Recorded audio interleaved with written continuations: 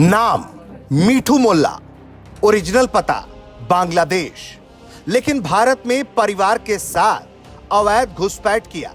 बंगाल के नॉर्थ 24 परगना के निवासी बन गए, भारत का वोटर आईडी कार्ड बना लिया और भारत में तीन बार वोटिंग कर चुके हैं।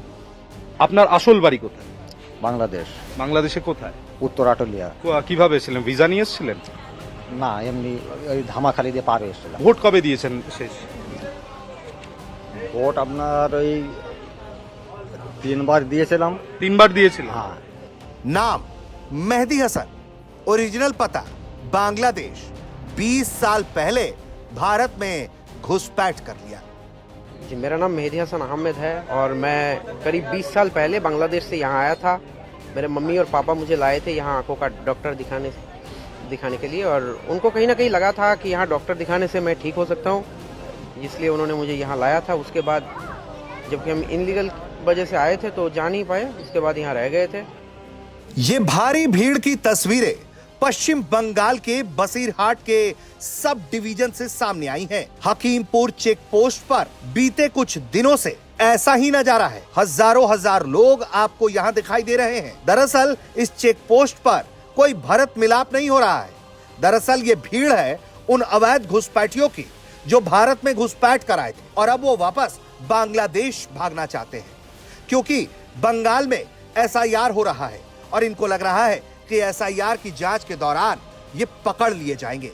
रोजाना 200 से 300 लोग, जिसमें अधिकांश बांग्लादेशी नागरिक हैं, वो सीमा पार करके अपने घर लौटने की कोशिश में हैं।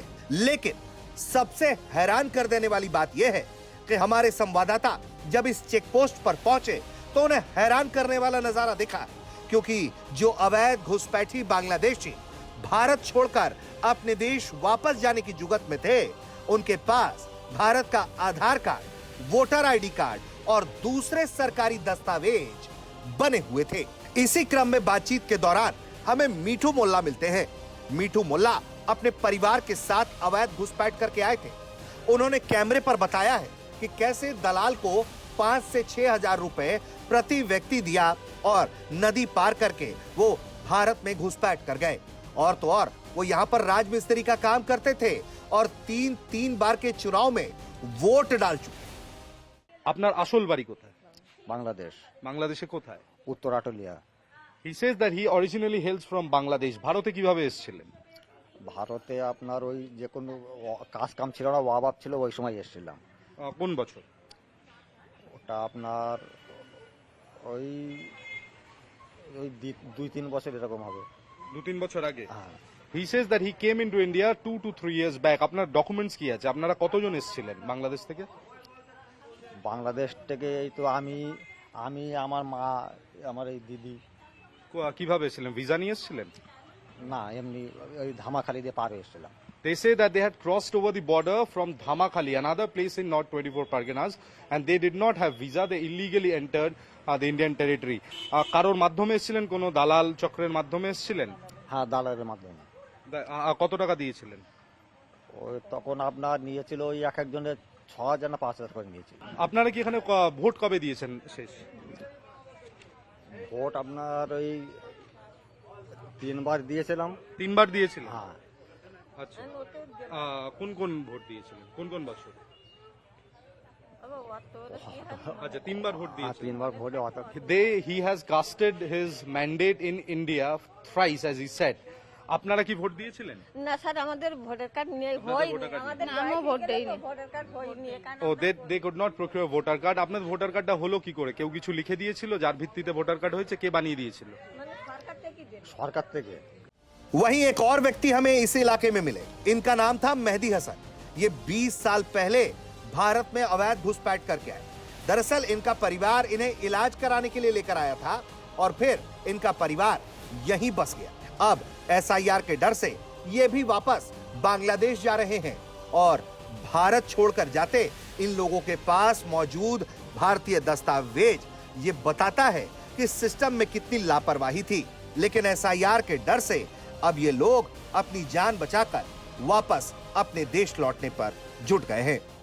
जी, मेरा नाम मेहदी हसन अहमद है और मैं करीब 20 साल पहले बांग्लादेश से यहाँ आया था। मेरे मम्मी और पापा मुझे लाए थे यहाँ आंखों का डॉक्टर दिखाने के लिए, और उनको कहीं ना कहीं लगा था कि यहाँ डॉक्टर दिखाने से मैं ठीक हो सकता हूँ, इसलिए उन्होंने मुझे यहाँ लाया था। उसके बाद जबकि हम इनलीगल वजह से आए थे तो जा नहीं पाए, उसके बाद यहाँ रह गए थे। अब गवर्नमेंट ने जाने का मौका दिया, थैंक्स टू इंडियन गवर्नमेंट, जिसके लिए हम जा रहे हैं। आप लोग कहाँ रहते थे यहाँ हम हुगली में रहते थे, डानकुनी में। और आपका घर कहाँ है बांग्लादेश में? बांग्लादेश में जोशोर नाम का एक डिस्ट्रिक्ट है, वहाँ पे हमारा घर है। और क्या काम करते थे आप? मैं तो कुछ नहीं करता था, आंखों में दिख नहीं सकता, तो पापा काम करते थे। अच्छा, और किस तरीके से भारत में प्रवेश किया था आप लोगों ने? वीजा लेकर आए थे या नहीं, फिर इनलीगल आए थे, बोला ना, पहले ही तो बोल दिया कि किसके साथ आए थे? किसने मदद की थी? वही कुछ एजेंट लोग होते हैं जो पैसों के लिए काम करते हैं, वो इधर उधर से लेकर आते हैं। कितना पैसा उस समय लिया? उस समय पापा से सुनता था कि एक पर्सन उन्होंने 2000 रुपए करके लिया था, इंडियन 2000। और फिर यहाँ आने के बाद आप लोगों ने वोटर कार्ड, आईडी कार्ड सब कुछ बना? नहीं, ऐसा कुछ बनाया नहीं। ऐसा कुछ बनाता तो शायद हमको आज नहीं जाना पड़ता, हो सकता है। तो वहाँ जाकर बांग्लादेश जाने के बाद किस तरीके से आप लोग अपना जीवन संभालेंगे? जैसे यहाँ चल रहा था वैसे ही चलेगा। पापा काम करते थे, पापा काम करेगा। मैं गाना सीखता था, कुछ दिन सीखा था, तो मैं कोशिश करूंगा कि उससे अगर कुछ हो सके तो। हकीमपुर बॉर्डर पर मौजूद बीएसएफ के एक अधिकारी ने नाम का खुलासा न करने की शर्त पर बताया है कि बीते 4-5 महीनों में अचानक ऐसे लोगों की संख्या बढ़ी है। ज्यादातर लोग 2011 से 2014 के बीच आए थे। इनके पास आधार, वोटर कार्ड, यहाँ तक कि राशन कार्ड तक था। ये लोग कहते हैं कि अब डर लग रहा है, इसलिए वापस जा रहे हैं। पश्चिम बंगाल में एसआईआर लागू होने के बाद देखा जा रहा है कि कतारों में लोग भारत और बांग्लादेश की सीमा के अलग अलग हिस्सों में जुट रहे हैं, जिनमें सभी बांग्लादेशी नागरिक हैं। यहाँ हम हकीमपुर में मौजूद हैं, उत्तर 24 परगना के हकीमपुर इलाके में, और आप देख सकते हैं कि यहाँ पर कई सारी महिलाएं, बच्चे और आम जो लोग यहाँ पर आ बसे हैं, और पश्चिम बंगाल के अलग अलग हिस्सों से वो यहाँ आए हैं अपने साजो सामान के साथ, बच्चों के साथ, और वो यहाँ बसते थे पश्चिम बंगाल में। कोई सालों से बसते थे, कोई 10 साल, कोई 12 साल, कोई 2 साल, और यहाँ अलग अलग जगहों पर काम करते थे। और एक ऐसा परिवार हम बात करेंगे जो मिठू मुल्ला के हैं, जो बांग्लादेश से आए थे, और बांग्लादेश से आने के बाद यहाँ वो अनस्किल्ड लेबर के तौर पे काम करते थे, और उनके पास भारत के भी दस्तावेज हैं, बांग्लादेश के भी दस्तावेज है, लेकिन वो डर में है कि अगर एसआईआर लागू होता है और उन्हें अगर पकड़ा जाता है तो शायद उनके खिलाफ कानूनी कार्रवाई हो सकती है। इस वजह से मिठू मुल्ला अपने परिवार के साथ इस आउटपोस्ट पर इंतजार कर रहे हैं कि कब उन्हें हरी झंडी मिलेगी और वो अपना देश वापस जा पाएंगे। कैमरामैन तापस बैरी के साथ तापस सेन गुप्ता। इस ग्राउंड रिपोर्ट से हमें पता चलता है कि किस तरह से भारतीय चुनाव में इस तरह के घुसपैठियों की भूमिका रही है, और अब जब इनकी पहचान तेजी से की जा रही है, एसआईआर के दौरान इनके दस्तावेज खंगाले जा रहे हैं, तो फिर ये डर से भारत छोड़कर अपने देश वापस लौटने में जुटे हुए हैं।